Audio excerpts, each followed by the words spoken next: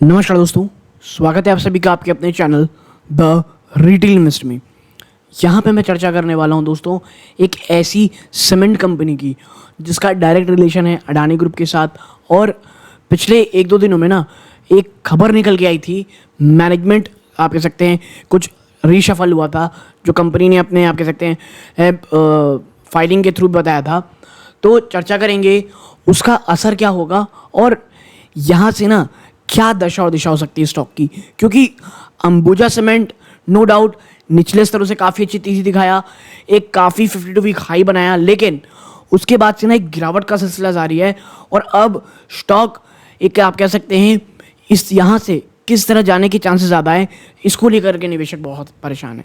ठीक है, तो यदि आप स्टॉक में निवेशित हैं या निवेश की सोच रहे हैं, मुझे लगता है ये एक वीडियो आपके बहुत काम आने वाली है। लेकिन आगे बढ़ने से पहले दोस्तों, अगर आप इस चैनल पहली बार आए हैं प्लीज़ सब्सक्राइब का बटन दबाएं। आप ऐसा करते हैं चैनल की ग्रोथ होती है, बहुत मोटिवेशन मिलता है दोस्तों। और यहाँ पर दोस्तों थोड़ा सा ना बात मैं टेक्निकल पे ज़्यादा करूँगा। तो देखिए,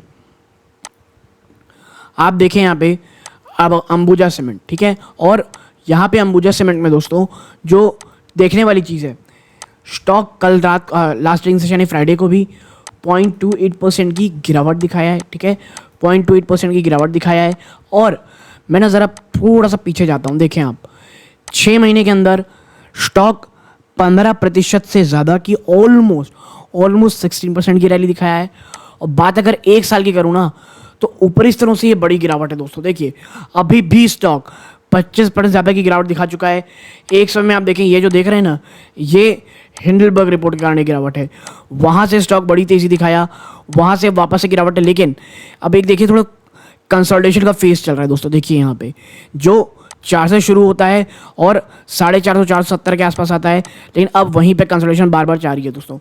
तो अब यहाँ से किस ओर जाएगा? तो देखिए जैसा कि आपको यहाँ दिख रहा होगा, स्टॉक के लिए सबसे पहली दोस्तों जो चीज़ है वो ये है जो लगभग 410 से लेकर के 430 के बीच है।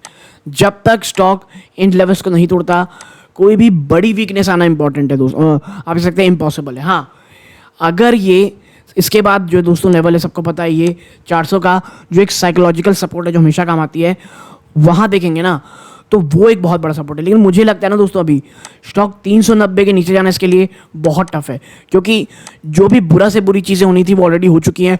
और कुछ समय पहले ही 2-3 दिन पहले कंपनी ने ये फाइल किया कि भाई जो इनके यहाँ के टॉप मैनेजमेंट के कुछ लोग हैं उन्होंने रेजिग्नेशन दिया है और उन्होंने इस्तीफा दे दिया है दोस्तों। ठीक है, या तो निकल गए हैं।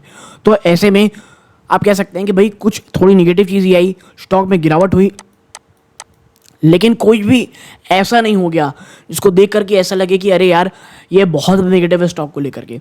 ठीक है, और आने वाले ना दोस्तों मैं फिर कहूँगा 2 से 3 साल के लिए आपको एक चीज़ समझनी पड़ेगी। अगर आप अडानी से रिलेटेड कोई भी स्टॉक में हैं तो वो कोई बहुत तेज़ी तो नहीं दिखाएंगे, लेकिन हाँ कोई बहुत बड़ी गिरावट भी आपको नहीं दिखाएंगे ये स्टॉक्स। और अगर आपका विजन आने वाले 2 से 3 सालों का है तो ऐसी चीज़ों में दोस्तों मुझे लगता है इन्वेस्ट करने की कोशिश करनी चाहिए आपको अडानी स्टॉक की, जहाँ पर ना ग्रोथ के चांसेस बहुत हों।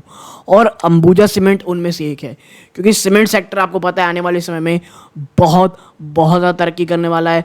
इसके साथ साथ जो भी इसको झटके लगने थे वो ऑलरेडी ज़्यादा लग चुके हैं दोस्तों। तो यहाँ से कोई बहुत बड़ी नेगेटिव न्यूज़ होना जिसके बारे में कोई सोचा ना हो उसके चांसेस कम है। और लगातार अंबुजा सीमेंट अपना एक्सपेंशन कर रही है। अंबुजा और एसीसी अपने आप को इंडिया की 2nd नंबर की लार्जेस्ट कंपनी बनाने के ऊपर अग्रसर है दोस्तों। और देखिए अल्ट्राटेक को हटा पाना मुझे बहुत टफ लगता है, बट हाँ एज ए निवेशक अंबुजा सीमेंट ना, जब आप देखिए पिछले ये 1 साल पहले 330 के आसपास जब स्टॉक आया था ना दोस्तों, 330, ये गोल्ड माइन के लेवल से दोस्तों, जिसका विजन 2 से 3 साल के लिए होता 330 के लेवल एक गोल्ड माइन के लेवल्स थे। जिन्होंने भी यहाँ पे निवेश किया है प्लीज़ अपने इन्वेस्टमेंट को ना भूल जाइए। आप अपने इन्वेस्टमेंट को 3 से 5 साल देखिएगा, मुझे लगता है कि एटलीस्ट 5 साल के अंदर तो आपके पैसे को ये 2x कम से कम करके देने की कुव्वत रखता है। देखिए लेकिन एक चीज़ देखना पड़ेगा कि कोई कुछ ऐसा ना हो जाए अडानी ग्रुप के उसमें कि जो बहुत ज़्यादा नेगेटिव हो ऑन द मैनेजमेंट के ऊपर। और जो 2024 की इलेक्शन है मुझे लगता है ये एक बहुत पॉजिटिव या नेगेटिव इम्पैक्ट तमाम जो अडानी स्टॉक्स के हैं वो कर सकते हैं। तो ये 2-3 चीज़ें आपको देखनी पड़ेगी, वरना मुझे नहीं लगता कि आपको यहाँ पर अडानी ग्रुप कोई भी स्टॉक गिरावट दिखा सकता है। बट 390 के अगर लेवल टूटते हैं ना दोस्तों, 300 के लेवल अगर टूटते हैं तो फिर 330 से लेकर के 350 स्टॉक एक बार आपको ज़रूर दिखा सकता है, लेकिन चांसेस उसके बहुत कम लगते हैं मुझे, ठीक। लेकिन अभी आप सोचेंगे यहाँ से 2-3 महीने के अंदर कोई 3-4 गुना आपको रिटर्न दे दे, चांसेस मुझे उस चीज़ के भी कम लगते हैं। तो अभी ना काफ़ी लंबा आपके देखेंगे एक कंसोलिडेशन फेज जाएगा दोस्तों। तो अगर उस कंसोलिडेशन फेज में आप बने रहे, आप धीरे धीरे एक्यूमुलेट करते रहे, तो मुझे लगता है फॉर अ लॉन्गर टर्म ये काफ़ी अच्छे लेवल्स होंगे।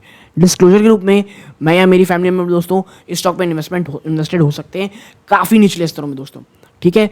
तो ये कोई भी बाइंग और सेलिंग रिकमेंडेशन नहीं दोस्तों, कोई भी अपनी पोजीशन बनाए तो वित्तीय सलाह की सलाह ज़रूर लें दोस्तों।